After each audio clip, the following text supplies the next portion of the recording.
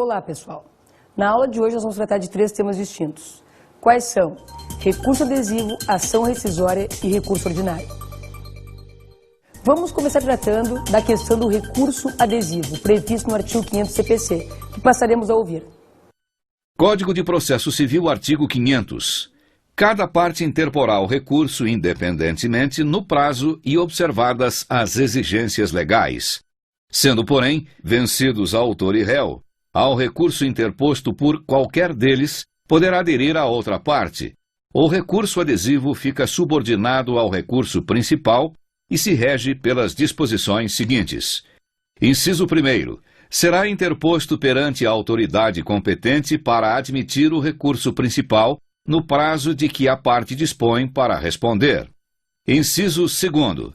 Será admissível na apelação nos embargos infringentes, no recurso extraordinário e no recurso especial. Inciso 3º.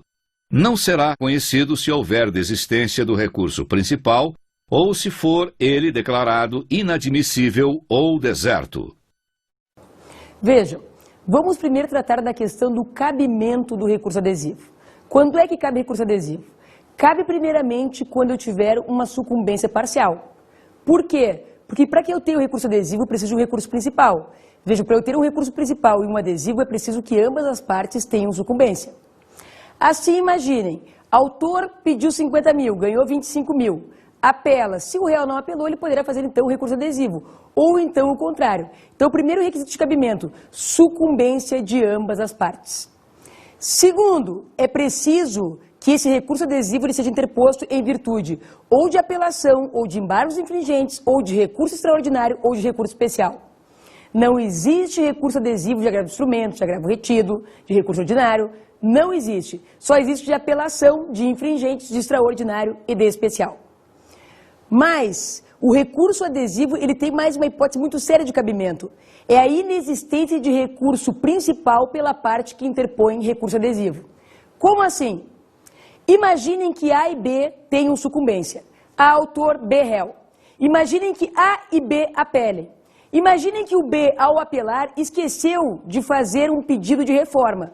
Poderia o B, em recurso adesivo, pedir a reforma desse pedido que ele esqueceu? Não, porque no momento que ele interpõe o recurso principal, ele está automaticamente abrindo mão do recurso adesivo. É condição para o cabimento do adesivo que não tenha sido interposto o recurso principal. Ora, se não fosse dessa forma, poderia acontecer que, por exemplo, o recurso do B fosse inadmitido por intempestivo e ele viesse a se aproveitar dessa possibilidade através do recurso, então, adesivo. Então, veja, porque não acontece esse tipo de coisa, é condição para a interposição do adesivo que seja admitido que não tenha havido por aquela parte que o utiliza a interposição de um recurso principal, que, como nós vimos, pode ser de apelação, infringentes, especial ou extraordinário.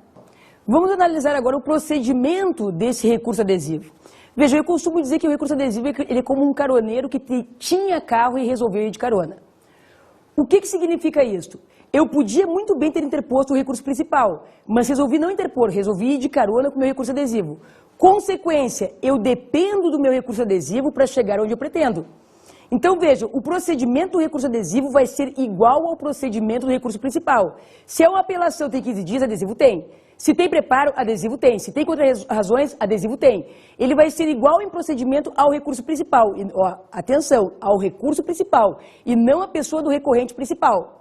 Agora, o recurso adesivo, ele tem um problema em relação ao recurso principal. O recurso principal, ele é autônomo. Ele vai ser julgado independentemente do que aconteça com o recurso adesivo.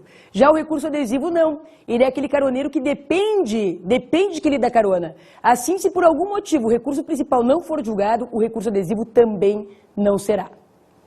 Vamos analisar agora, próximo momento da nossa aula, a questão da ação rescisória. Vejam, a ação rescisória, no nosso sistema brasileiro, optou-se por a tentativa de que fosse uma ação.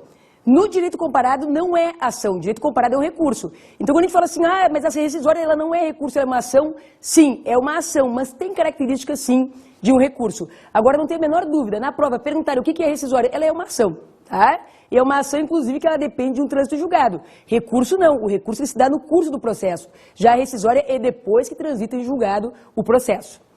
Quando é que cabe a rescisória? Primeiro vamos tratar da questão do caput do artigo 485 do CPC, que passaremos a ouvir. Código de Processo Civil, artigo 485. A sentença de mérito transitada em julgado pode ser rescindida quando? Vejam, esse caput do 485 ele traz um problema. Ele diz assim, ó, sentença de mérito rescindida. Primeiro, cabe ação rescisória de decisão de mérito e não necessariamente sentença. Se, por exemplo, o trânsito julgado aconteceu em um acordo, ou em uma monocrática, ou uma sentença, ou uma interlocutória de mérito, o que importa é isso. Então, quando a gente lê o artigo 485 no caput, vamos ler assim, ó, cabe rescisória de decisão de mérito e não só de sentença de mérito. E se cair na prova da OAB assim, ó, sentença de mérito, se eles não disserem para vocês assim, ó, unicamente sentença de mérito pode ser rescindida, se eles não disserem isso e disserem a sentença de mérito pode ser rescindida, é verdadeiro, gente. Porque eles não estão limitando a hipótese. Então imaginem, cabe ação rescisória de sentença de mérito, vê o F, vê. Agora se disserem cabe rescisória unicamente de sentença de mérito, aí é falso, porque cabe também no acórdão, cabe também na interlocutória, cabe também na monocrática. Então é decisão de mérito.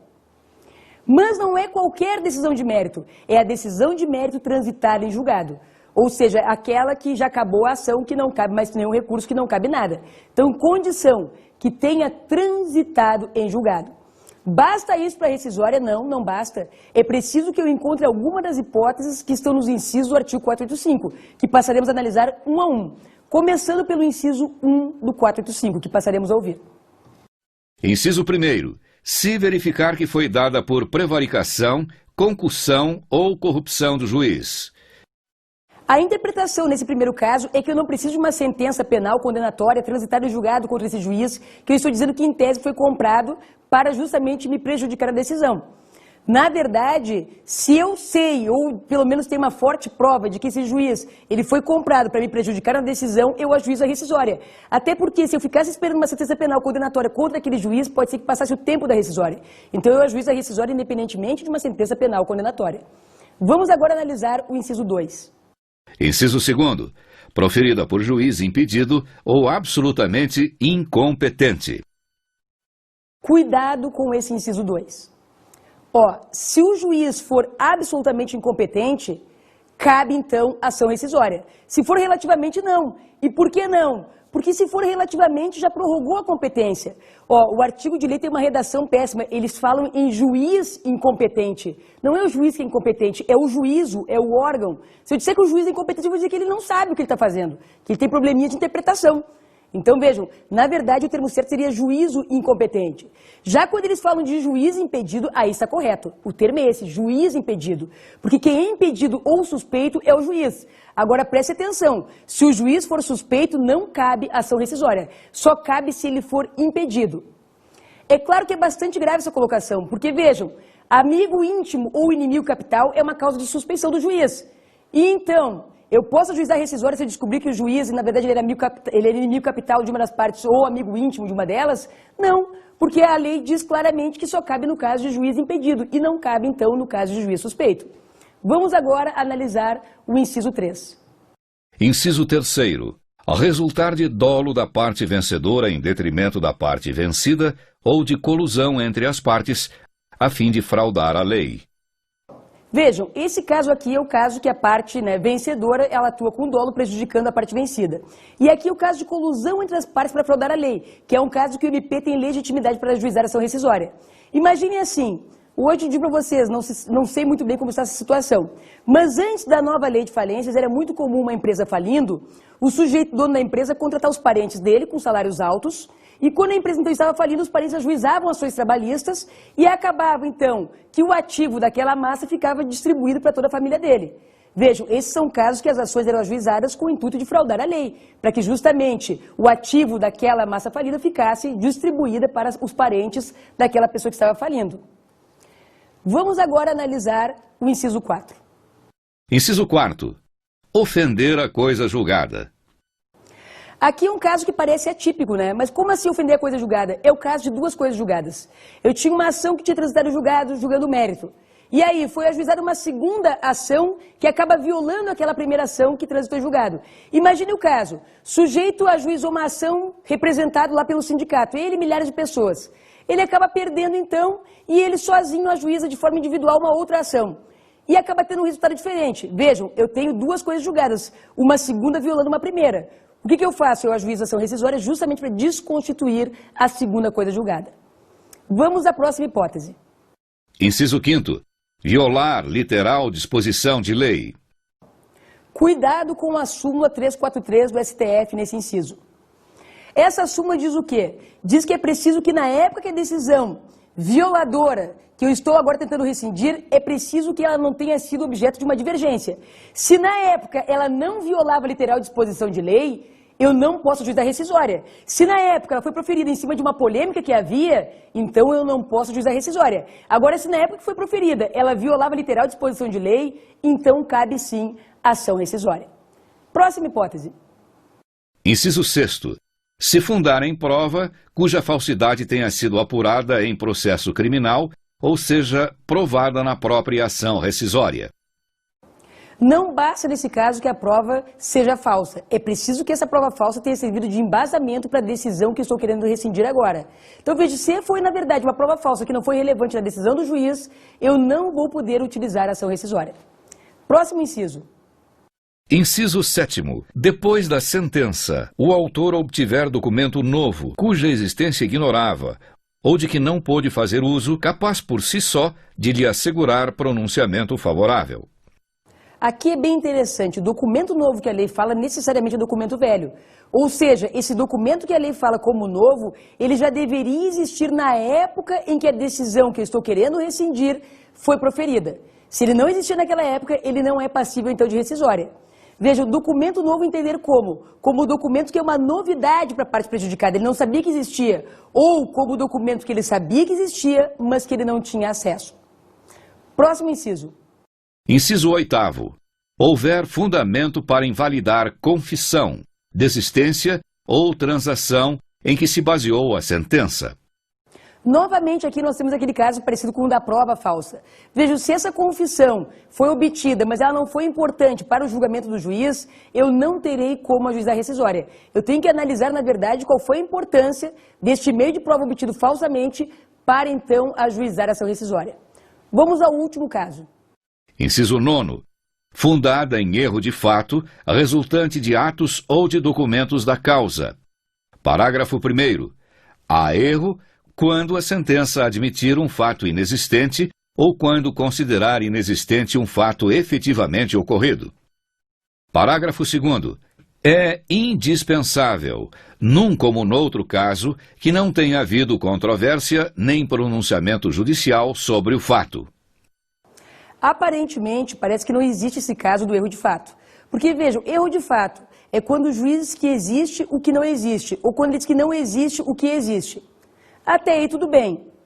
Mas é condição ainda que o juiz não diga expressamente isso. É condição que fique, então, implícito que ele disse o contrário do que de fato é.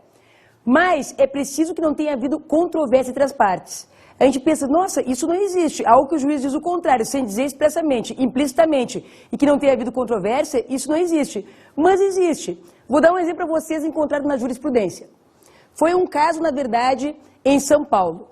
Vejam, o município ajuizou a ação contra uma empresa, execução fiscal. Essa empresa embargou essa execução. E nos embargos a empresa alegou o pagamento. O que o juiz fez? Com base no comprovante de pagamento, o juiz extinguiu a execução fiscal e julgou então os embargos totalmente procedentes. Vejam, depois, dentro do período de 2 anos, o município ajuizou rescisória, buscando desconstituir essa decisão. E por quê? Porque, na verdade, o pagamento que a empresa alegou era um pagamento parcial e não total. Vejam, o juiz que existiu que não existiu. Ele disse que existiu um pagamento total quando foi parcial.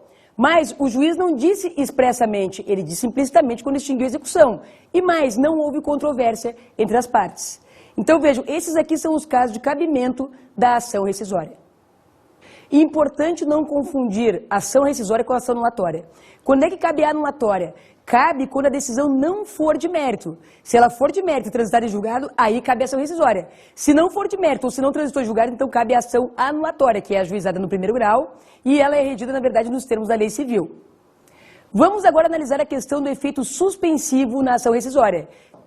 Vejam, muitas vezes quando a ação rescisória ela é na verdade ajuizada, a execução, o cumprimento de sentença ele está em curso. E o que eu posso fazer para evitar que haja execução? Eu posso tentar efeito suspensivo, que foi a novidade trazida pelo artigo 489, que passaremos a ouvir. Código de Processo Civil, artigo 489. O ajuizamento da ação rescisória não impede o cumprimento da sentença ou acórdão rescindendo, ressalvada a concessão, caso imprescindíveis e sob os pressupostos previstos em lei, de medidas de natureza cautelar ou antecipatória de tutela. Importante referir que a lei não disse qual é o meio que eu utilizo para obter efeito suspensivo na ação rescisória. Se é através de ação cautelar, se é através do pedido de uma liminar na própria ação rescisória. Vejam, há interpretação nos dois sentidos, sendo que a interpretação mais utilizada é aquela que diz que se pede em liminar na ação rescisória. Vamos analisar agora a questão do procedimento da ação rescisória, comentando sobre a petição inicial e sobre a defesa. Vejam, petição inicial são os mesmos requisitos do artigo 282 do CPC. E a defesa também nos mesmos termos do CPC. Importante observar que a lei fala assim, que o relator do tribunal, ele vai dar um prazo que na verdade vai variar de 15 a 30 dias para que o réu ofereça defesa na ação rescisória. Vamos analisar agora a questão das custas e do depósito financeiro para ajuizar a rescisória. Vejam, para ajuizar a rescisória, além do pagamento das custas da ação, eu vou ter que fazer um depósito de 5% do valor da causa atualizado. E se eu perder? Bom, gente, se eu perder, o que vai acontecer é que esses 5% vão acabar ficando para o réu da ação rescisória. Vamos tratar agora da questão da fase probatória. Vejam, aqui é peculiar. O tribunal, o relator no tribunal, se houver provas a serem produzidas, ele mandará o juiz de primeiro grau produzir, através da carta de ordem. Então ele manda o juiz produzir, por exemplo, uma perícia ou oitiva de testemunhas. O juiz no primeiro grau, ele produz a prova e remete a carta de ordem cumprida para o tribunal. E o relator, assim, o tribunal não tem o trabalho com a produção da prova. Vejam, quem a produziu foi o juízo de primeiro grau. Vamos agora tratar da questão da tempestividade da ação rescisória, que é fundamental. Vejam, a rescisória tem um prazo decadencial de 2 anos para ser ajuizada. 2 anos. A contar do quê? Do trânsito em julgado. Por favor, não é primeiro dia útil seguinte daqui a 2 anos. Imagine o seguinte, dia 4 de outubro de 2007, quinta-feira. Qual é o último dia que eu tenho para ajuizar a rescisória? 4 de outubro de 2009. Se eu contar o primeiro dia útil seguinte, eu vou perder o prazo da rescisória por 1 dia depois de 2 anos. Então, é 2 anos a contar do dia que transitou em julgado. 4 de outubro de 2009. Se 4 de outubro de 2009 cair em dia não útil, então eu tenho que ajuizar antes. Por quê? Porque o prazo da ação rescisória é um prazo decadencial. E prazo decadencial ele não se prorroga até o primeiro dia útil seguinte. Vamos tratar agora a questão do juízo rescisório e do juízo rescindendo. A ação rescisória, na maioria das vezes, ela tem essas duas funções, juízo rescisório e juízo rescindendo. Em alguns casos, só o rescisório. O que é juízo rescisório? É o juízo que busca a cassação da decisão rescindenda. Eu quero cassá-la pelo seu vício. Muito bem. Só que algumas vezes, ao cassar a decisão, eu preciso de uma nova. Nem sempre.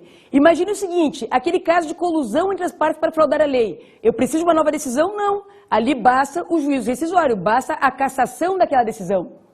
Agora, imagine aquele caso daquela sentença que foi obtida porque o juiz foi comprado. Eu preciso primeiro cassar aquela decisão e após, então, que seja proferida uma nova decisão. Então, vejam, a decisão do tribunal poderá cingir-se tão somente a cassar ou a cassar e proferir uma nova. A questão do recurso cabível está justamente dentro do cabimento dos embargos infringentes. Vamos agora analisar o último ponto, ação rescisória nos juizados especiais. Por previsão expressa da lei dos juizados especiais, não cabe ação rescisória nos juizados especiais. Bom, e se eu descobrir que o juiz é impedido? E se eu descobrir que o juiz foi comprado? Gente, lamentavelmente, porque lá são causas de menor complexidade, o legislador diz que são, não cabe nos juizados especiais ação rescisória.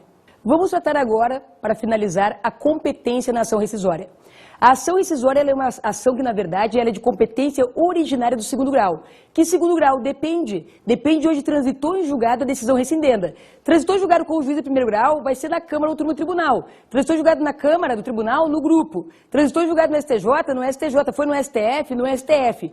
Então, absolutamente sempre, a rescisória será ajuizada no segundo grau. Diferentemente da ação anulatória, que é ajuizada no primeiro grau de jurisdição. Vejam, a rescisória segundo grau e sempre um órgão acima de onde transitou em julgado. Claro que algumas vezes alguns órgãos vão se auto-rescindir. Por quê? Porque eu não posso, por exemplo, pular do grupo de um TJ para uma turma do STJ, porque o STJ e o STF, eles julgam a ação rescisória apenas dos seus julgados. Para finalizar a nossa aula, vamos tratar agora do recurso ordinário, que é um recurso constitucional. O recurso ordinário ele está previsto na Constituição Federal, no artigo 102, inciso 2 e no artigo 105, inciso 2. O recurso ordinário, em verdade, é uma espécie de apelação, tanto que tem o procedimento idêntico da apelação. Igual, só que na verdade chama-se ele de recurso ordinário e não de recurso de apelação, até para que não tenha essa mistura de nomes. Vejam, para que eu entenda recurso ordinário, é preciso que eu faça aqui uma classificação diferenciada. Como a gente sabe, eu tenho 2 graus de jurisdição, o primeiro e o segundo. Só que o segundo grau se divide em segunda instância e terceira instância. Segunda instância, TJs e TRFs. Terceira instância, STJ e STF. Hipoteticamente, porque não existe, vamos colocar o STF e o STJ em instâncias diversas. Vamos colocar o STJ na terceira instância e vamos colocar o STF numa quarta instância que não existe, mas para facilitar a nossa compreensão do recurso ordinário. Vamos começar analisando o recurso ordinário para o STJ. Vejam, o recurso ordinário para o STJ, ele cabe em 2 hipóteses, que estão previstas lá no artigo 105, inciso 2 da Constituição, que passaremos a ouvir. Constituição Federal, artigo 105. Inciso 2º. Julgar em recurso ordinário. A linha A. Os habeas corpus, decididos em única ou última instância pelos tribunais regionais federais ou pelos tribunais dos estados, do Distrito Federal e territórios, quando a decisão for denegatória. A linha B. Os mandados de segurança decididos em única instância pelos tribunais regionais federais ou pelos tribunais dos estados, do Distrito Federal e territórios, quando denegatória a decisão. A linha C. As causas em que forem partes, Estado estrangeiro ou organismo internacional de um lado, e do outro, município ou pessoa residente ou domiciliada no país. Como ouvimos, ele cabe em 2 hipóteses. Vamos analisar a primeira. Veja, na primeira hipótese, eu tenho que lembrar dos remédios constitucionais. Quais são eles? Mandado de segurança, mandado de injunção, habeas data e habeas corpus. Só que aqui eu pego os 4 remédios e tiro só 2 daqui. Quais? Os 2 mais importantes, que são o mandado de segurança e o habeas corpus. Assim, se mandado de segurança e habeas corpus eles são impetrados originariamente em TJ ou em TRF e a decisão é denegatória, o que cabe é recurso ordinário para o STJ. Imagine o seguinte, eu impetro um mandado de segurança contra o desembargador do TJ do estado tal. Muito bem, o meu mandado de segurança ele tem uma decisão denegatória, eu perco. O que cabe para mim? Cabe recurso ordinário para o STJ. Vejam, o STJ está funcionando, na verdade, como se fosse um TJ, como se fosse um TRF. Se eu impetrasse um mandado de segurança no primeiro grau, da sentença eu iria interpor apelação para o TJ ou TRF. Como eu o impetrei, na verdade, em um TJ ou um TRF, eu acabo, então, recorrendo desse recurso via ordinário para o STJ. Aí você diz, mas qual é a diferença do ordinário para o especial extraordinário? A diferença é muito grande, porque como o ordinário ele equivale a uma apelação, a matéria que ele discute é a matéria de fato e de direito. Vejam, aqui existe uma observação importantíssima. No primeiro grau, tanto faz a sentença de procedência ou seja de improcedência, que cabe apelação para ambas as partes. Agora, no caso do recurso ordinário, não. Só caberá recurso ordinário se a decisão do mandado de segurança ou do habeas corpus impetrados originariamente em TJ ou TRF for denegatória. Ou seja, se o impetrante vier a perder. O que significa isso? Significa que para o impetrado, que é a autoridade, a decisão do mandado de segurança impetrado originariamente em TJ ou TRF, ela será uma decisão única. Vejam, a decisão única é aquela decisão que vai ser passível ou do especial ou do extraordinário. Em uma questão também de concurso já caiu isso daqui, e é bastante difícil. Eles davam uma hipótese de um acórdão de mandado de segurança parcial, que parte dele, do mandado de segurança, era procedente e parte improcedente. E perguntavam o que cabia para cada um, para o impetrante e para o impetrado. Vejam, na parte que é denegatória, cabe recurso ordinário.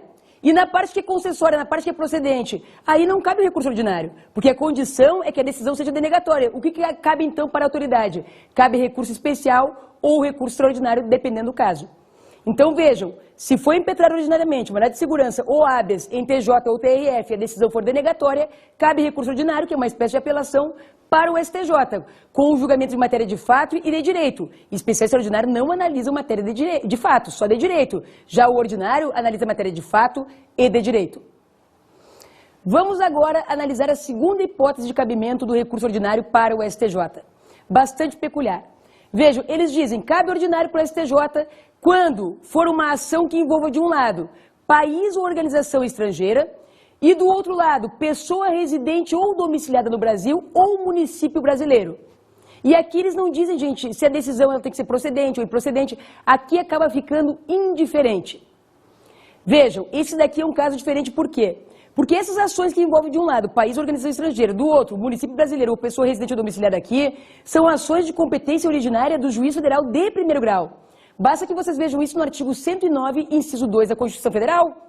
Então vejam, é uma competência do juiz de primeiro grau. E daquela decisão daquele juiz de primeiro grau, indiferentemente se essa decisão é de procedência ou se ela é de improcedência, o que caberá? Caberá direto o recurso ordinário para o STJ. E importante, eu não estou aqui tratando hipótese alguma de violação do plural de jurisdição. Não, em verdade o que eu estou suprimindo é uma instância, que é aquela instância qual que seria o TRF. Em tese, como essa aqui é uma competência do juiz de primeiro grau, caberia apelação para o TRF. Mas ao invés disso não tem apelação para o TRF. O que existe é recurso ordinário direto para o STJ. Então veja, o STJ vai fazer na verdade aquela função que faria o TRF, porque eu já falei para vocês, o recurso ordinário analisa matéria de fato e matéria de direito. E não esqueçam, nesse segundo caso, tanto faz se a decisão ela é de procedência ou se ela é de improcedência. Bom, agora vamos analisar o recurso ordinário para o STF, que ele vai ter, na verdade, um cabimento mais abrangente. Vejam, falei para vocês, vamos fazer aquela divisão de primeira, segunda, terceira e quarta instância. Aqui é o seguinte, imaginem de novo os 4 remédios constitucionais. Quais são eles? Mandado de segurança, mandado de injunção, habeas corpus e habeas data. E agora vocês não tirem nenhum deles, continuem com os 4. Imaginem qualquer um dos 4 impetrados originariamente na terceira instância que nós criamos. Vejam, a terceira sem o STF. Terceira instância, vamos colocar aqui nela o STJ, o TST, o STM, o TSE. Qualquer um desses 4 remédios constitucionais impetrados originariamente em um tribunal superior, tendo decisão denegatória, caberá recurso ordinário para o STF. Vejam, para o STF, eles admitem mais 2 remédios constitucionais, além do mandado de segurança e do habeas corpus. Quais são eles? Habeas data e mandado de injunção. A gente pensa assim, ó, e por quê? Porque, na verdade, gente, o STF vai trabalhar só com 4 superiores. Só com o STJ, com o STM, com o TSE e com o TST. Diferentemente do STJ, que trabalhava com uma média de 32 tribunais. São 27 tribunais estaduais e mais 5 TRFs. Já o STF não, trabalha só com os 4 superiores. Então imaginem, o remédio constitucional impetrado originariamente em um tribunal superior. Agora também, aqui é condição que a decisão desse remédio constitucional seja denegatória. Então, impetrei, por exemplo, um mandado de segurança contra um ministro do STJ. A decisão foi denegatória. O que cabe nesse caso? Cabe recurso ordinário para o STF. Recurso ordinário com análise de matéria de fato e de direito. Cabe mandado de segurança. E se a decisão for concessória, se a decisão for de procedência desse mandado de segurança? Se a decisão for de procedência, então só caberá recurso especial e recurso extraordinário. É aquela questão, de novo, da decisão única para o impetrado, que é a autoridade. Só se for denegatório, indiferentemente se vai ser unânime ou não, é que caberá recurso ordinário para o STF. Bom, vamos analisar agora rapidamente a segunda hipótese de cabimento do recurso extraordinário. Na segunda hipótese, temos algo parecido também com o ordinário para o STJ. É o caso da decisão da ação que envolve o crime político. Também essa ação de crime político ela está prevista no artigo 109 da Constituição, só que no inciso 4, ou seja, também é um caso de competência originária do juiz federal de primeiro grau. Só que aqui, ao invés de interpor apelação, eu interponho um recurso ordinário que ele pula direto do juiz federal de primeiro grau para o STF. De novo, não é um caso de supressão de grau de jurisdição, de maneira nenhuma. Aqui o que se suprime, na verdade, é uma instância. Qual instância? A instância qual? Pula-se direto para o STF. Eu sei que é bastante complicado o cabimento do ordinário para o STJ e para o STF. Então, é como eu digo, o melhor é sempre aprender. Mas às vezes fica mais difícil de aprender quando fica bastante complicado, que as hipóteses se misturam. Então vamos tentar memorizar assim, ó, 4 por 4 e 2 por 2. Quando eu pensar no STF, eu penso assim, ó, 4x4. Como assim? Eu vou pensar assim, ó, cabe ordinário para o STF quando mandado de segurança, mandado de junção, habeas data e habeas corpus, 4, forem denegados. Onde? No STJ, no TST, no TSE e no STM. Ó, remédio constitucional, qualquer um dos 4, impetrados originariamente em qualquer um dos 4 superiores, decisão denegatória, caberá recurso ordinário para o STF. Bom, e no caso do recurso ordinário para o STJ? Nós vamos pensar assim, ó, 2x2, e vai fechar direitinho. 2, que 2? Só mandado de segurança e só habeas corpus. Impetrados originariamente aonde? Impetrados originariamente nos TJs ou nos TRFs. Vejam, se a decisão for denegatória, que é uma condição, caberá então recurso ordinário justamente para o STJ. Não esquecendo, o recurso ordinário diferencia-se do especial e extraordinário porque é matéria de fato e direito, e não só do de direito, como é o caso do especial e extraordinário. O ordinário equivale a uma apelação, portanto o procedimento do recurso ordinário é igual ao procedimento do recurso de apelação. Não podemos esquecer ainda aqueles casos que pulam direto do juiz de primeiro grau para justamente o STJ e STF. Vejam, nesse caso o juiz de primeiro grau, em ambos os casos, o crime político ou a ação que envolva de um lado país ou organização estrangeira e do outro pessoa residente ou domiciliada no Brasil ou ainda município brasileiro, é indiferente se a sentença do primeiro grau é de procedência, é de improcedência ou de parcial procedência. O que cabe direto é recurso ordinário ou para o STJ ou para o STF.